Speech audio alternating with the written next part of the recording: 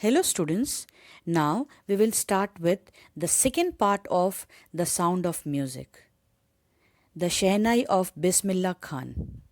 Now listen to the Shehnai played by Bismillah Khan and think about all those occasions where you can hear it.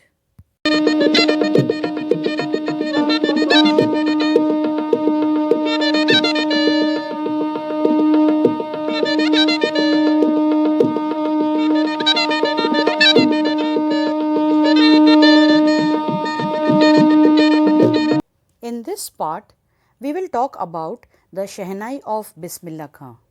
This chapter throws light on the origin of Shehnai and the life of Bismillah Khan. We also learn about his childhood, his dedication to music, and his love for India in general and for Banaras in particular. The Shehnai is the improved form of Pongi. Pongi was a musical instrument that was banned by Emperor Aurangzeb.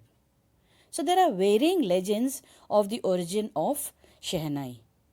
In one of these, the emperor initially banned playing of pongi in his court due to its shrill, unpleasant sound. A barber or a nai belonging to a family of musicians improved on it and created the Shehnai. As the story goes, since it was first played in the Shah's chambers and was played by a nai or the barber, the instrument was named the Shehnai. So the barber chose a pipe with a natural hollow stem. He made 7 holes on its body and then he played on it, closing and opening of some of these holes. And the result was it gave a soft and melodious sound. Bismillah Khan was born on 21st March 1916 in a family of Shehnai players. His grandfather Rasul Bakhsh Khan was the Shehnai Nawaz of the Bhojpur King's Court, and his father Paigambar Bakhsh was also a great Shehnai player. They had been the court musicians to the ruling Damran family for 5 generations. The sound of the Shehnai began to be considered so auspicious that it was played only on special occasions like weddings or on the festivals or in the temples. In past, Shehnai was a part of Naubat or the traditional assemble of 9 instruments found at royal court. Till recently, it was used only in temples and weddings, but the credit for bringing this instrument to the classical stage goes to Ustad Bismillah Khan. He took to music early in his life. At the age of 3, when he went with his mother to his maternal uncle's house, he was fascinated by the way the uncle practiced Shehnai. He used to accompany his uncle to the Vishnu temple of Banaras, where he was employed to play the Shehnai.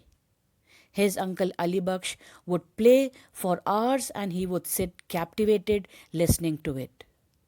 At the age of 5, he used to go to the nearby Bihariji temple to sing the Bhojpuri Chaitya, at the end of which he would get a reward of a big laddu weighing 1.25 kg. The prize used to be given to him by the local Maharaja. At the age of 14, Bismillah accompanied his uncle to Allahabad Music Conference, where he was very much appreciated by Ustad Faiz Khan, and he knew that this boy would definitely do wonders. And so he patted him on his back and said, "Work hard and you shall make it." Soon he started practicing Shehnai.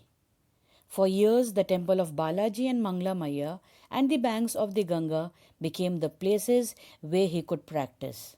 The flowing water of the Ganga inspired him to improve and invent ragas that were earlier considered to be beyond the range of the Shehnai. The opening of the All India Radio in Lucknow in 1938 became a big break for him. He soon became an often heard Shehnai player on the radio. When India gained independence on 15th August 1947, he became the first Indian to greet the nation with his Shehnai from the Red Fort. He poured out his heart into Rag Cafe from the Red Fort to an audience which included Pandit Nehru. The Shehnai had long held importance as a folk instrument played primarily in the traditional ceremonies.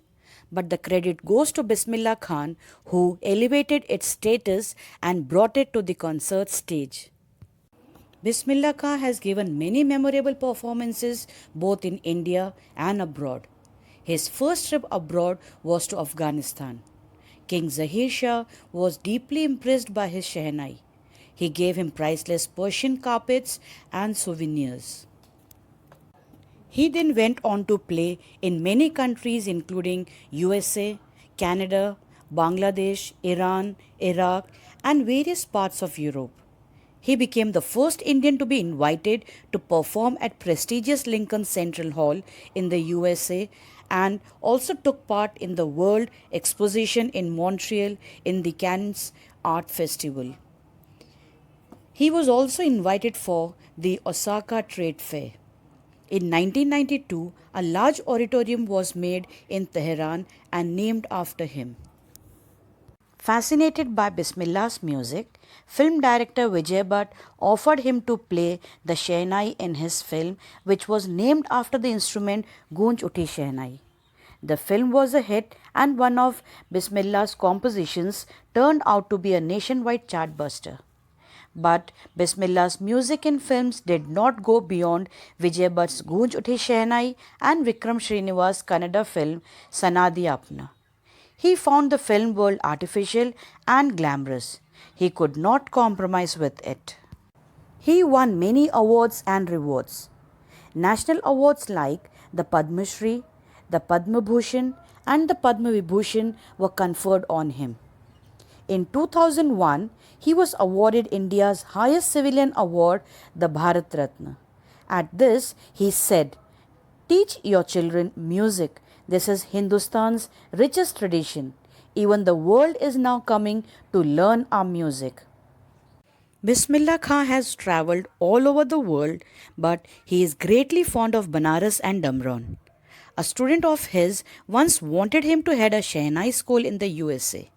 He promised to recreate an atmosphere of Banaras by making temples there. But Bismillah asked if he could transport river Ganga there. He says that whenever he is abroad, he yearns to see Hindustan. While in Mumbai, he thinks only of Varanasi and Holy Ganga, and while in Varanasi, he misses the Matta of Damron.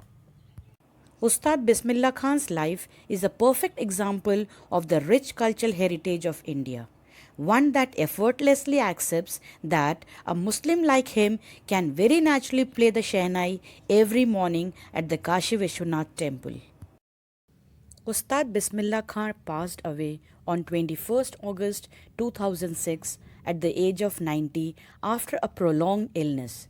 He was given a state funeral and the Government of India declared one day of national mourning.